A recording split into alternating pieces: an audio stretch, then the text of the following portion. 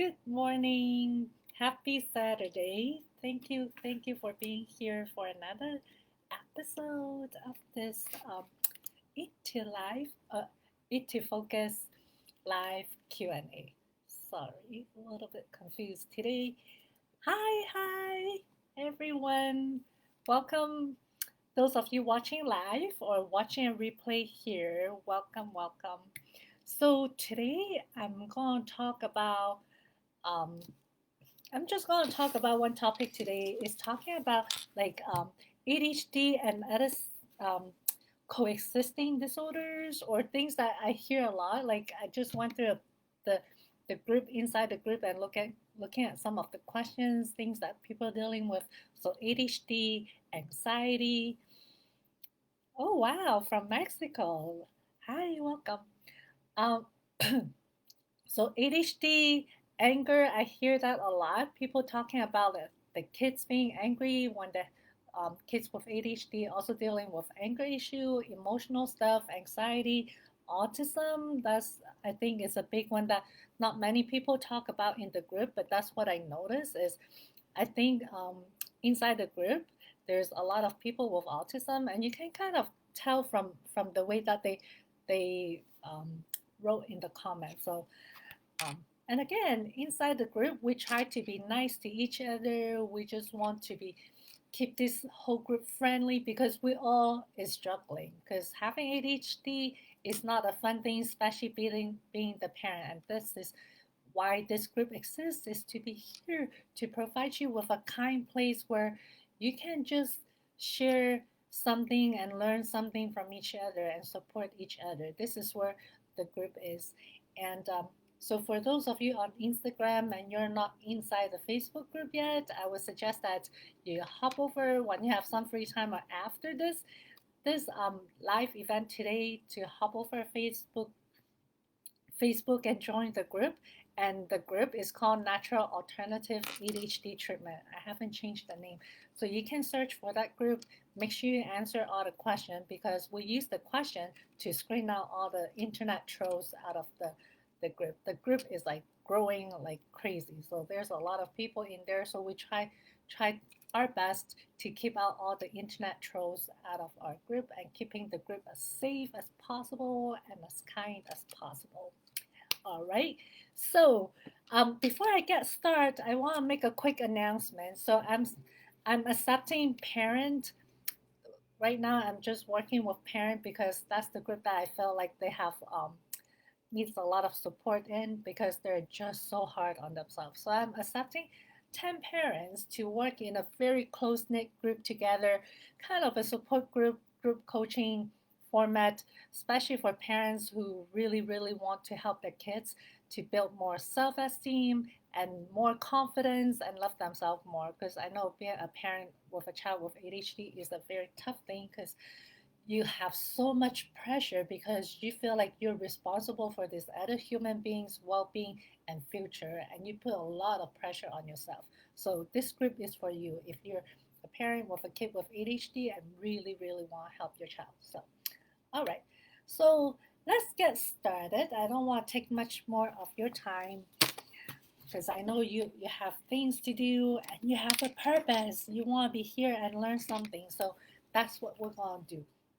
So, like I said, today we're going to talk about ADHD and these other conditions. So, the most common ones that comes with ADHD is almost like you never ever see anyone who only have one diagnosis of ADHD. Pretty much about, I'll say 80-90% of the people or kids who are diagnosed with ADHD also get diagnosed with another kind of I don't like to use the word mental disorder, but also comes along with other behavioral problems. So let's just make it a little bit less intense because we don't like to use labels too much, even though you all hear kind of with a label of ADHD, but I always look at this diagnosis um, more of a symptom, signs and symptoms as a way of our body trying to communicate with us. So, so a lot of times people who are diagnosed with ADHD tends to also have anger issues, mood mood swings. Other diagnosis that might come along together with the ADHD is autism, which is very, very frequent. Almost, I think, study shows maybe 2/3 or 60% of people with ADHD also have autism, and also the other way around, people with autism also tends to have ADHD. Again, these are all just diagnoses, right? Based on like the doctors checking off the list. And if you meet so many criteria on the list, this is the diagnosis you get. Also, anxiety disorder, and a lot of times anxiety and all these things dealing with like having a diagnosis with ADHD, not not feeling fitting in, all that can eventually lead to depression as well. But that's not as common as other stuff. Also, conduct disorders, ODD, and learning disability as well. And I just want to touch a little bit about how all these diagnoses kind of relates to each other. So they might all sound like their own little individual diagnosis, but if you look closely, they're really interrelated and they might actually have the very same underlying causes. So a lot of times, like I think in medicine today is the way that we treat any condition is that one diagnosis, one treatment, one medication. But I think we need to start digging deeper into like other conditions. Like I said, most people with ADHD don't really have just one diagnosis of ADHD, plain blank like that, like almost never. So we need to look at okay, there's also anxiety, there's some conduct disorder, and all of these things. So we need to look deeper and see okay, is it environment? Because so inside my book, Eat to Focus, I did talk about some underlying cause, but that's more like the biochemical side of the thing. But we also have to look at like the psychological side, right? Like what's in the environment of this person growing up around. So there's a really good book that is recommended to me by a very good friend. Is what's the name of the book? Oh, the book is called What Happened to You. So it's actually a book written by Perry Bruce Perry, Dr. Bruce Perry. He's a child psychiatrist, I think. I think he's a psychiatrist. Okay, Dr. Bruce Perry and Oprah Winfrey. So it's an amazing book. If you have the time, get it. It's on Amazon and also on Audible. I pretty much listen to audiobooks now because I don't have time to hold a book up and read it for 2-3 hours. So the book inside that book it talks about like how a lot of the things that might seem pretty normal growing up, like can actually be a traumatic event for children. And sometimes some of these events actually can cause some of the symptoms that show up as um, ADHD or anxiety and things like that. It's really interesting. You need to read it because, like, there's one part they talk about how kids who came from orphanage. So some of you might have adopted a child from some other countries or from another family, or adopted a child who's been in multiple foster home and all of that. They show that kids from those backgrounds tend to have more behavioral issues and ADHD as well. And then also, like I said, some of the things that might seem like kind of normal to us as an adult can be a traumatic experience for kids, such as like parents constantly fighting at home, or one of the parents kind of not there all the time, or one of the parents left, or parents divorce, separation, all of those things can actually be a traumatic event to the kids. So just knowing that there's many different possible causes to ADHD. It's not like all just like the drug companies like, oh yeah, ADHD is brain chemical deficiency and you need to be on this medication forever. It is not. Our brain is constantly changing. Our body is constantly changing according to our environment.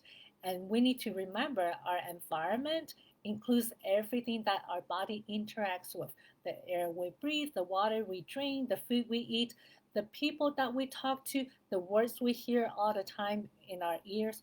So that's why you need to be very careful about like things that you say around your child.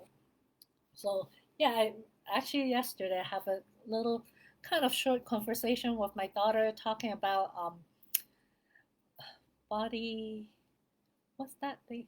Oh, body positivity, because I was asking her about a friend of hers from high school. I was like, because I follow this girl on TikTok, and I was like, oh, I really like this girl. She talked about like body positivity, how you shouldn't be ashamed of your body, blah blah blah. And I was talking to my daughter because I think they're classmates from high school. So then they start.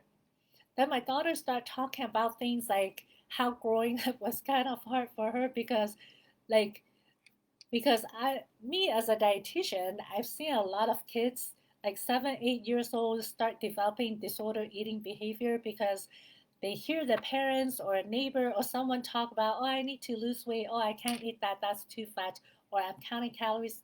Like just comments like that kids hear can flip the switch on and like, oh no, I'm gonna not eat because I don't want to be fat, right? So my daughter start telling me things that she hear, and some of this I didn't know about. And like she talked about how my mom, like me myself, is very careful about not saying anything about my daughters, not referencing to her body parts or anything. I just focus on what she does. So, but I did notice that a couple times when my mom come to stay with us, she mentioned things that, oh yeah, you're getting fat or your cheek is fat. And then she mentioned that a couple times she showed her graduation picture to her dad, and her dad actually told her, oh, your face is so fat. So I was like, you should have told them something. Tell them off, that is none of your business. Blah blah blah. But anyway, so kids get very sensitive when adults say things like that to them, because that's one of the things that we need to realize. We know that we ourselves are our worst critic of ourselves, right? You did something wrong. You eat one something that is not the best. You missed your workout for the day. You missed something. You forgot something. You automatically just make yourself so. Oh, thank you.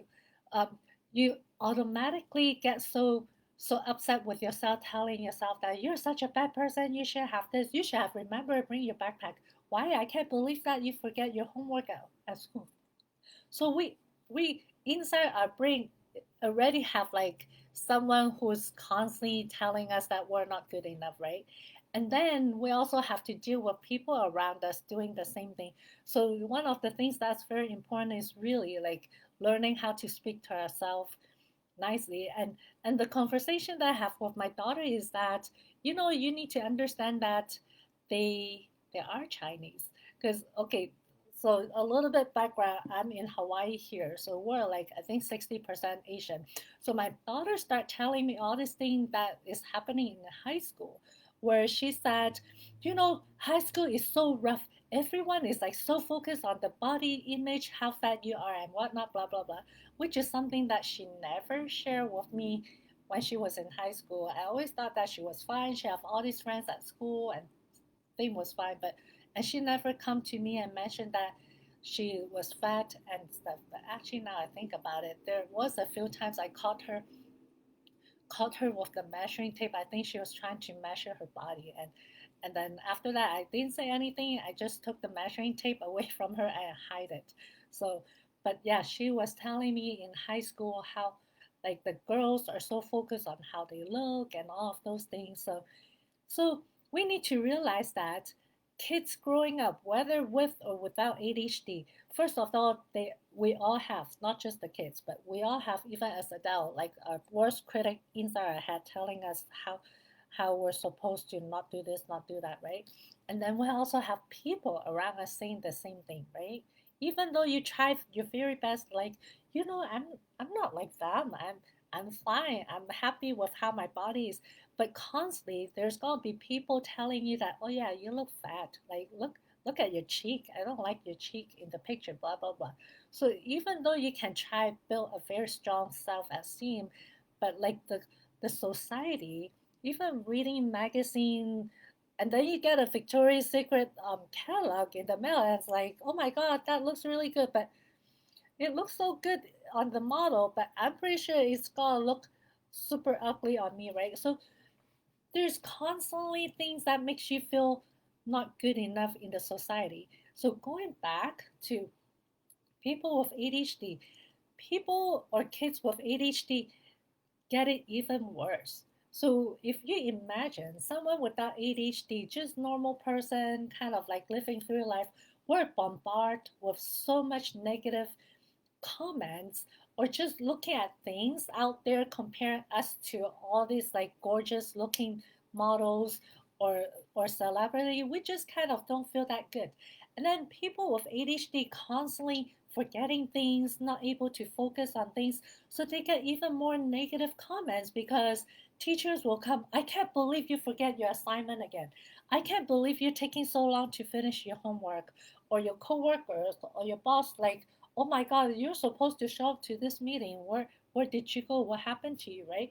So all of those things, like, I think there's some studies that show something like, I don't remember exactly the numbers, but people with ADHD or some of these mental issues, um, or behavioral issues tend to have more negative comments throughout their whole life.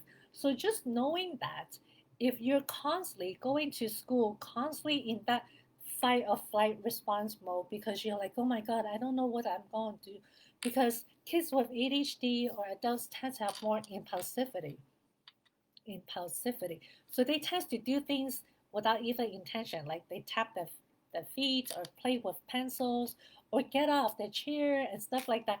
They just do it unintentionally, but then they get yelled at, right? Like teacher will just yell at them. So they felt like, oh my God, like I felt like I'm constantly doing something wrong. So going to school feels like walking on eggshell for them, right? Like now I think about it growing up, I remember many incidents where I get punished by my teacher because I just like want to talk to my classmates sitting next to me because I thought something was interesting, like of the teacher. But that was like old school Catholic school where you're not supposed to talk or anything. You just sit and listen, right? Like they don't let you talk. But I'm so happy that my daughter went to a different kind of school. So, but yeah, so like we have to look at the environment. If you're someone constantly feeling like you're walking on eggshell, constantly feeling like that you're gonna get caught doing something wrong, missing something, forgetting something, hurting someone, you're going to have anxiety. So, anxiety, I don't want to say that anxiety is not a true thing, but anxiety, we need to look a little bit deeper. It might not be just simply something that your brain chemical is off balance. It's probably more like you're living in fear because you have so many things to worry about. So having like making sure you remember everything, right? So I think part of what I'm trying to say is that we need to be a little bit more compassionate and kind to our kids or our spouse or to people that we know is struggling with behavioral issue or mental health issue, is that some of the things that they're doing is really not something that they intend to do to hurt us. Even like kids with ADHD, they're bouncing off the walls. Like I have kids in my office who jump up and down the chair, run, open up the door and dash out.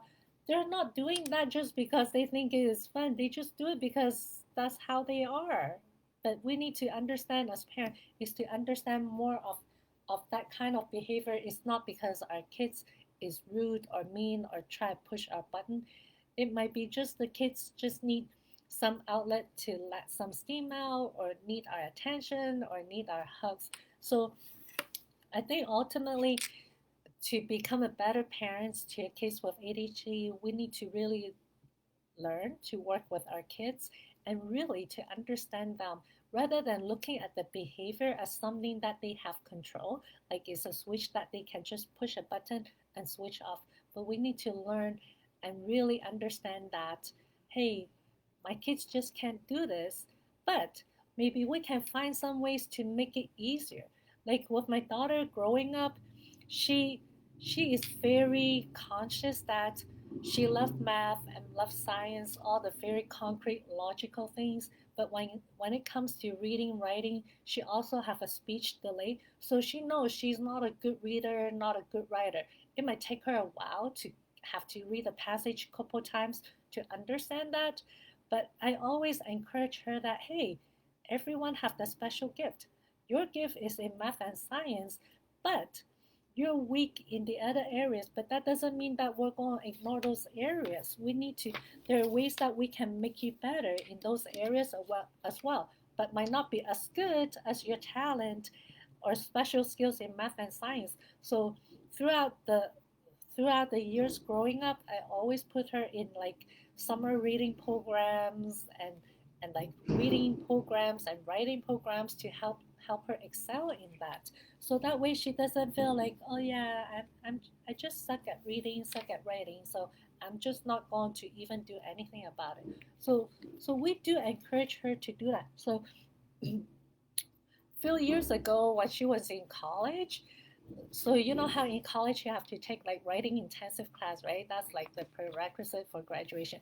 So she called me one day. She's like, "Mommy, I got an A minus in my writing class." She was so excited because all this work that we helped her with over the years paid off. So it's the same if your child is struggling, any areas that your child is struggling, there always hope. There are things that you can help them deal with it better. Don't just tell them, oh, that's just how you are, and then just leave it like that. Like, you can be born with a deficiency in something, but that doesn't mean that you're just gonna let that deficiency rule your life or ruin your life in some case. But there are always things to make it better. It's kind of like I'm I have very bad eyesight, right? But I'm not gonna say, oh my God, I have bad eyesight, so you're not ever gonna read again or drive a car because your eyesight are so bad you're gonna kill someone if you try to drive.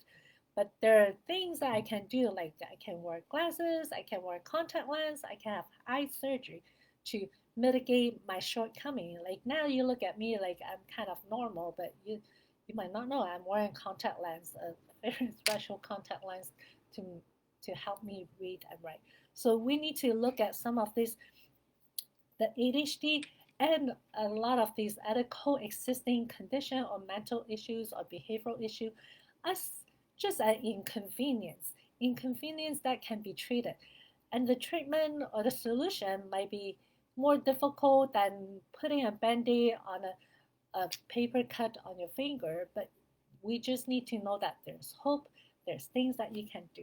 So understanding that, and because I'm a dietitian, I talk about food, and that's exactly what I talk about in my book. So I'm going to focus on some of the things that you can do to help mitigate some of the challenges that you have or some of the symptoms. And I always start with nutrition. And the reason why is because energy is the king. Just like your smartphone, right? Like most of you have a smartphone, but if your smartphone have no energy, you never charge it. You pick it up like doot, doot, doot. You keep tapping on it and it doesn't turn on. What's good is it, right? So I always start with nutrition because when you have the right food, right nutrition, you're gonna have the right energy. When you have the right energy, right resources, your body functions better, functions as close to normal as possible. And again, your body, your brain, all the tissue on your body is constantly changing, repairing itself, and regenerating. So when you put in the right resources in your body in the forms of nutrition and food, you're going to give your body the right energy to do the things that it's meant to, and also give it the right resources to help build the right brain chemicals, brain connections, and brain structure to help you feel better and think better. So, like when we look at some of the things, so I'm just going to focus more on ADHD and the anger and the mood swings and all of those, because that's the one that I see the most inside the group questions that I see the most often show up. So as far as like some of the anger issues or like emotional outbursts, any like strong emotions, it's almost felt like they always come from another place inside the body, right? Like we often think that all the thinking, all the thoughts and control come from the brain up here because our brain, we all know, is our control center, kind of like the control center at the airport. But then whenever like all these strong emotions coming out, like something like your child or you felt like you just have a switch that just switch you on and then the evil side comes out, those kind of emotions, like, and also for parents is to understand that those emotions come out of nowhere. Like really it comes out of nowhere, it didn't come from here, but those emotions tends to comes out from the gut, because the gut is actually our second brain, and our second brain is controlled by the bacteria inside our gut. Sorry, I need to um, drink a little bit water because my throat is dry. Yeah, so a lot of those strong emotional triggers seems to come from the intestine, from the gut. So knowing that, that means that we need to try to soothe our gut, feed the gut, make sure that the bacteria in the gut gets the right kind of food. Okay, because about what 80-90% of the brain chemicals actually is made in the intestine. So we often think that the intestine is just like a giant tube, giant straw. Food goes in, food comes out, but actually a lot of things is happening in the intestine when we eat something. Because what we eat, even though we think that the food is feeding us, the food that we eat is actually feeding the bacteria inside the intestine as well. There is like, I think, about 3 pounds worth of bacteria sitting in our gut, and they don't live for free in our intestine. They do some work. Some of the food that we didn't digest properly, actually the bacteria is eating our leftover inside our intestine. And when they're eating our leftover food in the intestine, they make things that either can make our body very irritating, or they can make something that make us feel good.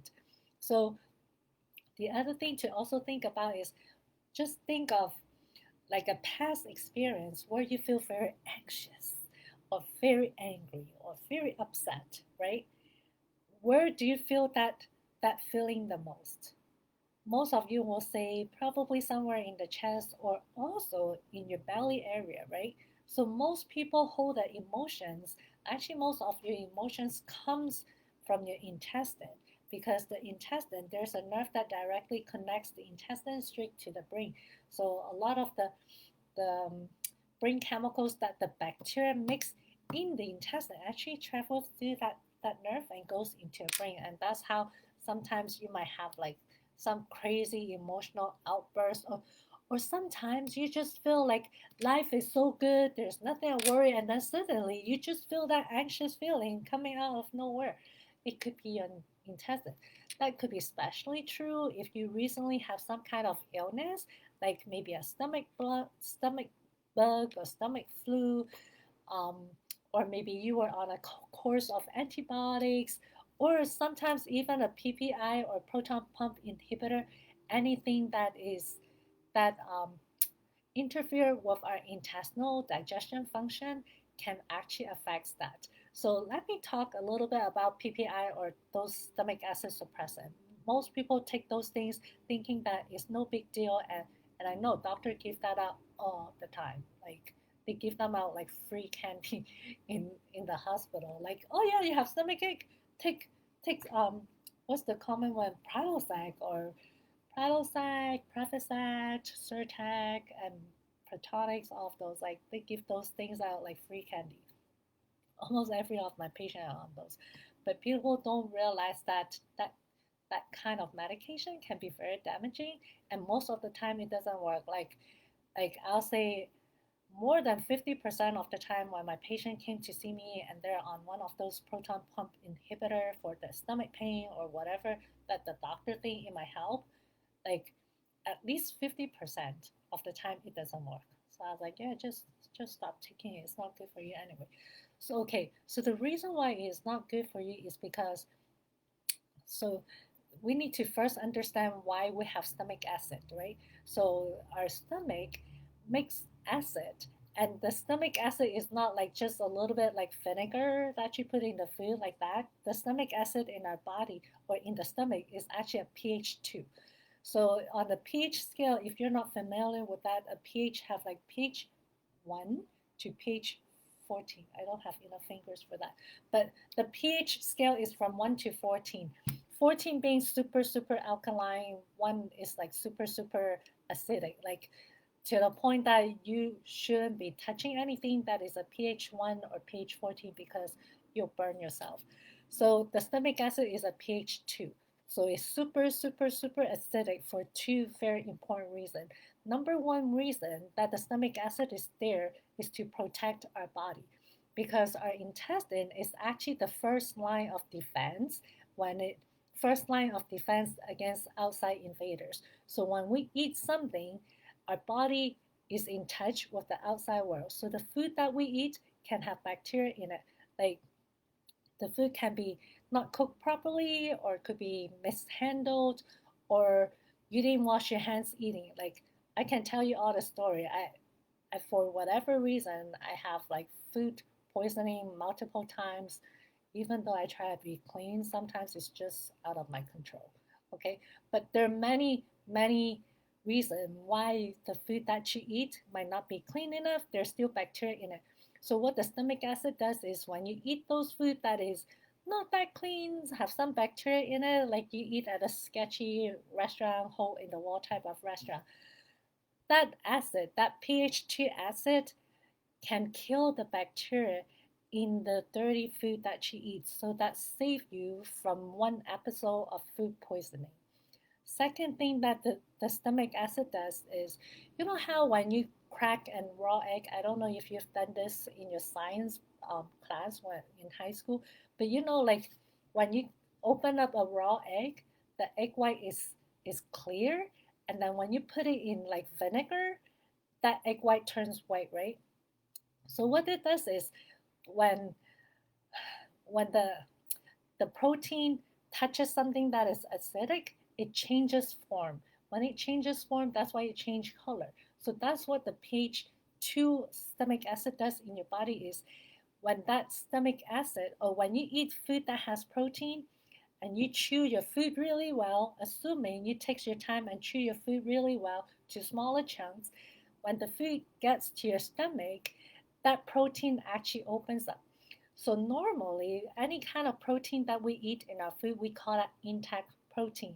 So that intact protein is basically a chunks of like different amino acids all linked together and wrap up into like a molecule. And they all comes in different form, size, and shape. But what it does is when it gets in contact with the stomach acid inside your stomach, that protein kind of opens up, kind of like your Lego blocks, like when you have a build a Lego ball with different kind of Lego blocks into a big ball, and then it touches the stomach acid, right? So you chew, the ball kind of gets into smaller chunk, and then when it touches stomach acid, that Lego ball opens up even more.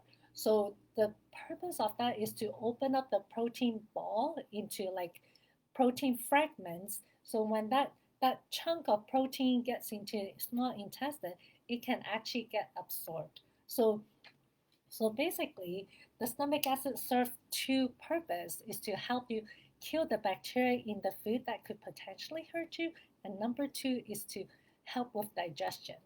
So like sometimes we have I say a lot of adults who come to see me and they'll complain that, oh, every time I eat red meat, especially women tend to have issue with digesting red meat. So a lot of times they'll say, oh, every time I eat red meat, I just feel like the meat or the meal stays in my stomach forever.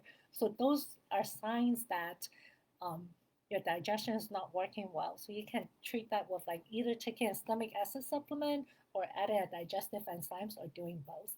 But anyway, so things like that. So um, the stomach acid suppressant medication, also antibiotics, right? So I mentioned about like having a stomach bug or stomach flu can change your stomach bacteria balance, and then proton pump inhibitor type of or stomach acid suppressant medication can also affect that.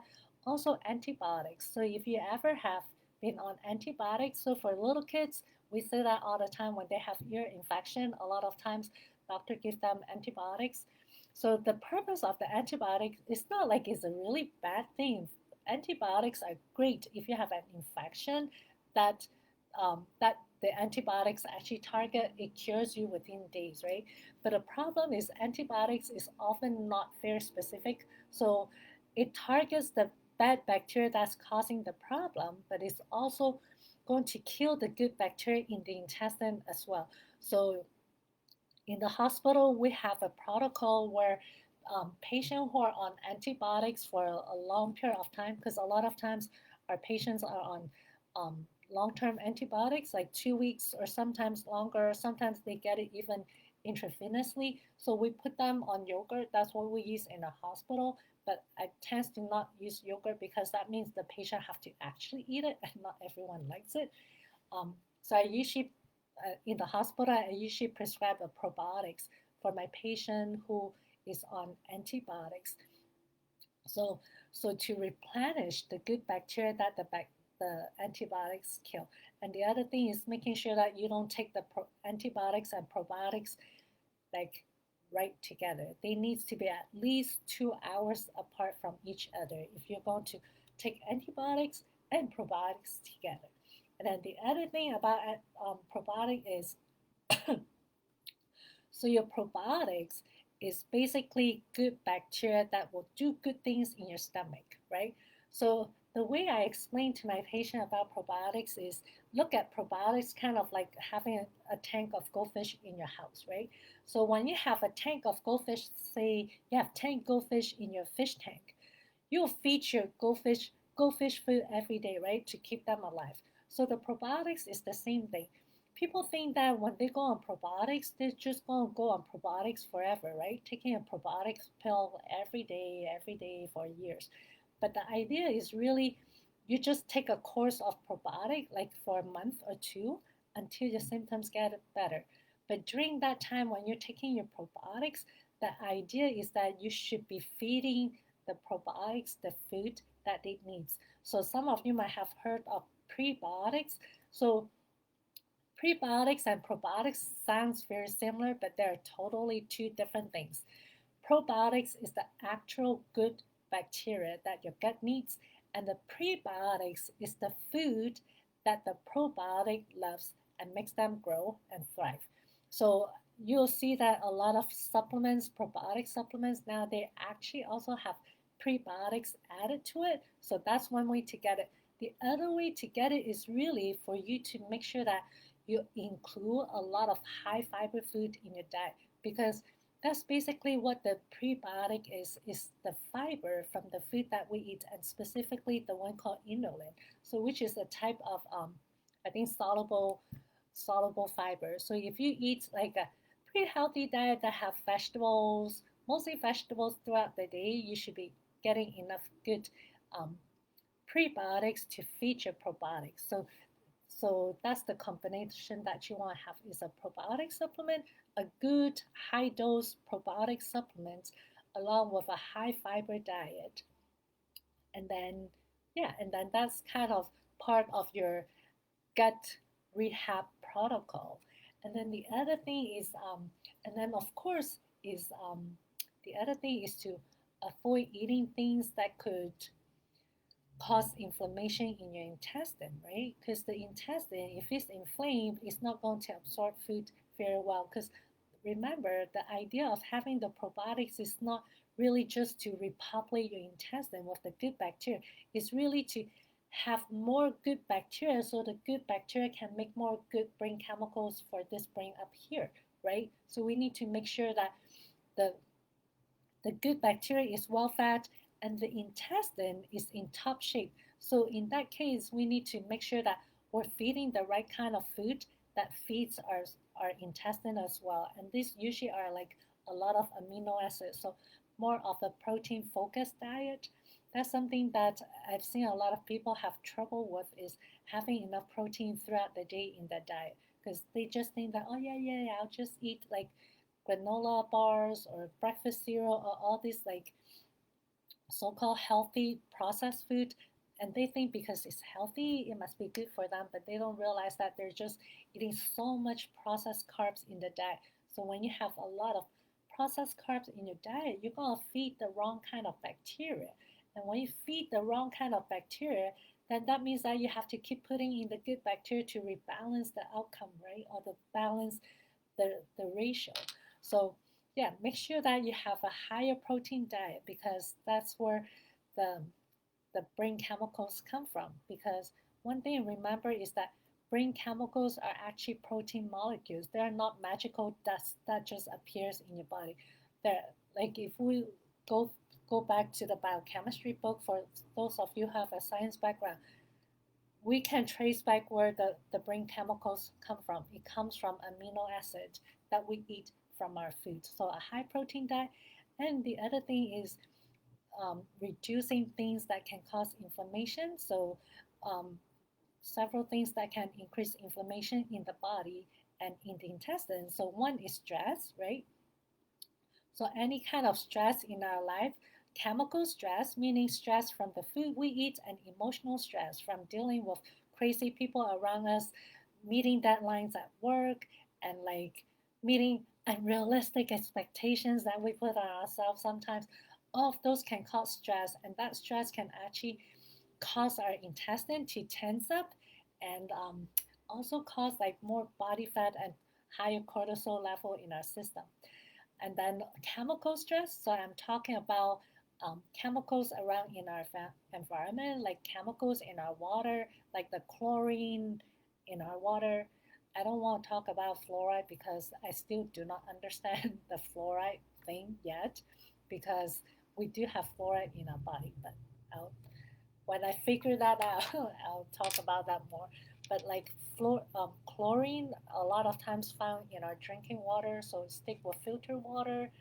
Um, and then of course a lot of the processed food and things we're talking about is things that comes out from a box, from a package, frozen meals, fast food.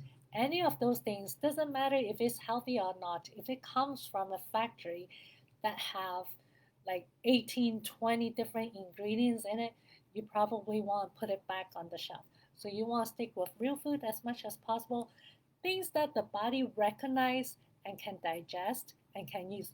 Those are the food that you want to stick to the most, because anything that you put in your body, it doesn't matter if it's like the most organic, the most cleanest food on earth, but if you eat that food, your body doesn't recognize it, your body cannot digest it, the body cannot absorb the nutrients from it, and if it's worse, it triggers an allergic reaction in your body and puts you into like a stress or flight or fight response or stress mode, allergic reaction.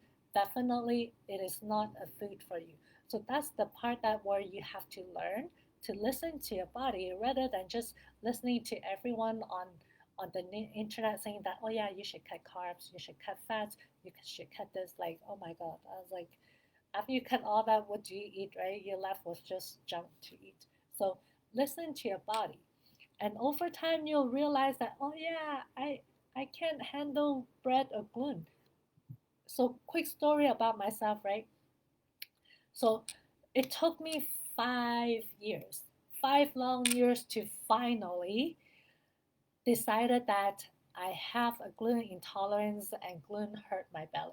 Because, you know, coming from a conventional background, like from working in a conventional um, environment, we're just taught that, hey, all the food's fine. What are you talking about? All this like bullshit about gluten free. Like no one needs to be on gluten free. Like that's all bullshit. It's all in your head, right? So that kind of was my beginning. Like I was like, we eat pasta every other night. We alternate pasta and rice every other night. We eat bread. We eat sandwiches like a traditional or conventional dietitian would recommend her parents, her patients to eat, right? Then after a while, I was like, why is my stomach always hurting, right? And it took me at least 1 or 2 years to actually pinpoint that it is the bread that was eating that is causing it. So I was like, okay, I think it's the bread, but I don't really believe that. So it still takes me a while. So I stopped eating bread and pasta for a while. I feel better. I was like, yeah, yeah, yeah. It's just in my head. So I start eating bread and pasta again. And it's like, okay, the pain keeps coming back. Like keep doing this for like another 3, 4 years until I finally realized that, you know what, I think I have enough of this. I think part of it is all that like going off and on gluten all this time actually makes my reaction worse. So over like I think by the fifth year I was like in so much pain. I was like I think I give in. I think I have a gluten intolerance. I need to stop eating bread and stuff. Then since then I haven't quite go back to bread. Like I still don't really eat sandwiches and stuff. Occasionally I still eat one, but I just have to realize that, okay, I might suffer for a few days afterwards. But now, whenever I think about bread or smell bread, like I used to love the smell of like bread baking in the oven. I was like, oh wow, it smells so good. Now that smells is repulsive. Like every time I thought about bread or think about smelling bread, all I think of was like nauseated and stomach pain. So those are the new meaning for me. But it's something that you have to learn to work with your body and listen to your body. Because like I said, it took me 5 years because I was trained that there's no such thing as like food sensitivity. Gluten free is bullshit that food manufacturer just try to sell you more bullshit, right? That's what I was taught 10 years ago. But it took me so many years, and that's how over the last few years or last 10 years I changed my approach in helping my patient to switching to a more functional nutrition approach, because I realized that the conventional health advice doesn't work. Because if it works, then we won't have like 70 something percent of the country dealing with overweight and obesity in this country. That's total bullshit. But no one's ever questioning that the conventional health advice is not working. They just still keep giving the same advice over and over again, and people are still getting sicker and sicker. Like even with medication, we think that, oh yeah, we have that. You have diabetes, take this pill. You have high blood pressure, take this pill. People think that there's a pill, they can take a pill and then the diabetes disappear or the high blood pressure disappear. It's not. Like I've been doing what I do for 10 years, working in a regular hospital, same patient all this year. People start with one medication for the diabetes, high blood pressure, then they start on second one because the blood pressure is still high, the diabetes, the blood sugar is still high. So then they start on the third medication, and then over 10 years, most of the patients who ended up in the hospital, sick in the hospital, have at least 10 medication. 5 medication to bring the blood sugar down, 5 medication and bring the high blood pressure down. I was like, if the first medication helped, why do you need 4 more medication to bring it down? So that tells you that the medication doesn't work. We need to dig deeper to the underlying cause. What's causing the high blood pressure or the blood sugar to be high? Because obviously medication is not working, right? When you have to have that much. And, and I kid you not, some of these patients are on 20 different medications when they're in the hospital. And you wonder why these people are getting sicker and sicker, because they have one medication, or actually 5 different medication for one problem. But then all that 5 different medication give you all kinds of side effects. So you try to fix one problem, but you ended up with another 10 different issues. So that's the reason why I switched my approach and focus more on the functional side of things, and to actually learn to look at the person deeper into their eating history and also their psychological history, because your body just doesn't get sick just because it wants to get sick, or it's because you're born with a gene or things like that. It doesn't. Something always have happened to your body, and that triggers some of the symptoms that we give a diagnosis to.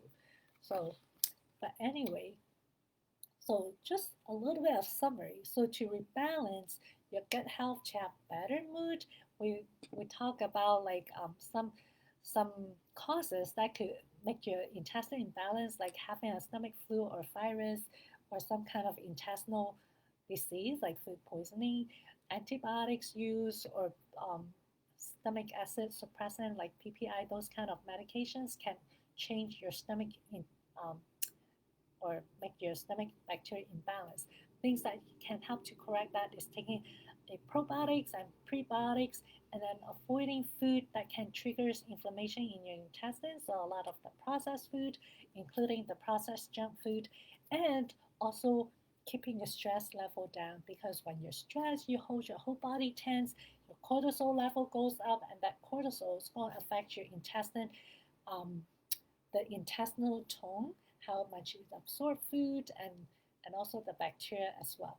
Because remember, we want to be nice to the bacteria in our intestine, because they do some great things for us, because they bring chemicals for our brain. So we need to If we want them to stay in our intestine, we need to make sure that the intestine environment is a warm, cozy home for them. So we need to make sure they have food to eat and they feel cozy and warm and loved in there. Okay, even though we don't see them, but we know they're there. But anyway, so that's it for today. Thank you so much for being here. If you're watching live or watching replay, thank you so much. And again, if you're interested, if you're a parent of a kid with ADHD and want to be in a very cozy support group environment where you'll be coached with other parents dealing with the same issue, try and help your kids be more confident, love themselves more, this group is for you. So just DM me or message me anywhere on Instagram or Facebook or even email me. Um, and then we can have a talk and see if you're a great candidate to the group. Okay? So thank you so much, everyone. You have a good rest of your Saturday, and I'll see you back next week. Okay? Bye.